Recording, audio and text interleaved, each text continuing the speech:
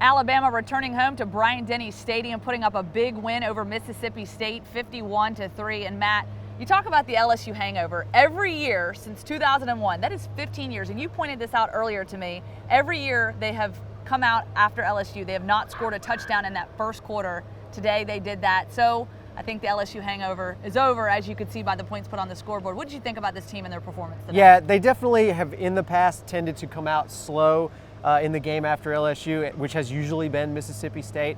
They definitely did not have that problem today. They started fast. They kept their foot on the gas for the whole game. They looked healthy. They looked energetic. They looked fired up, motivated. I think it's all the things Nick Saban wants to see out of a team playing in November.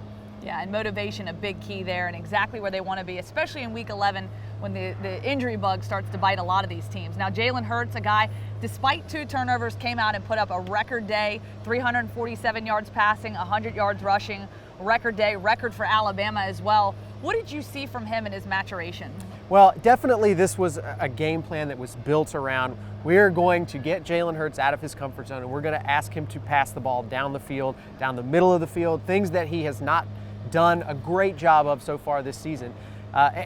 For the most part, I think it was a good day for Jalen Hurts. He definitely had a couple of mistakes, fumbled the ball once on a run, threw an interception that was pretty ugly. But, you know, look, they asked him to do something he hasn't been comfortable doing, and he really looked like he improved over the course of the game and got comfortable doing it. If Alabama can get this kind of consistency passing the ball out of Jalen Hurts the rest of the way, it's going to be pretty dang close to impossible to stop this offense. Yeah, and Nick Saban even said after the football game, the game plan going in was to open up the playbook, get some big explosive plays. Darius Stewart obviously healthy again. Good to see him out there making some big plays for Alabama along with some of the other guys. Now, lastly, it is Week 11. We are 2 weeks now officially away from the Iron Bowl. Some of the guys dinged up. You obviously saw Reuben Foster with the club arm. It's a injured finger.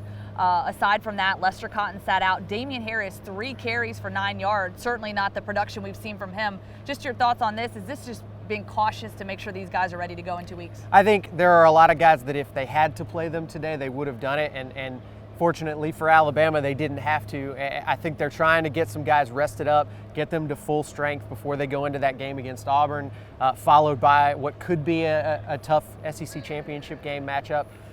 This team, I think, is in very good shape right now. They look like they are physically healthy for the most part out there, and I think the big thing that you want to see from a team at this point in the season, are they still motivated? Are they still playing to their full potential? And Alabama seems to be getting better every week right now. Yeah, Matt, and that Iron Bowl will be here before we know it. 2 weeks away and counting. I'm Lauren Sisler. He's Matt Scalici. Thanks so much for watching, and for all your Alabama Crimson Tide updates, you can visit us on AL.com.